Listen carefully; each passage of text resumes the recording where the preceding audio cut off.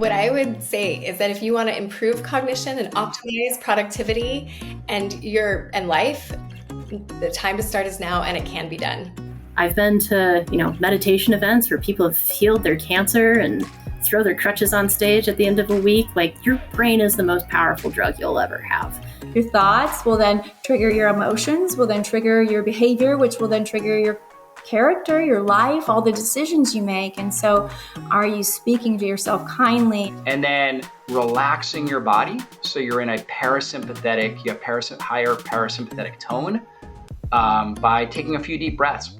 That's one of the healthiest things you can do, because that puts you in a state of gratitude. It's all the little things you do on a daily basis that accumulatively will change the direction your physiology is going. I think the other thing that really, really moves the needle is who can you get in your corner to support you, and having like-minded people that you spend time with. But when you look at the studies that are available, that are much smaller studies, the evidence for that in terms of balancing out your system is undeniable.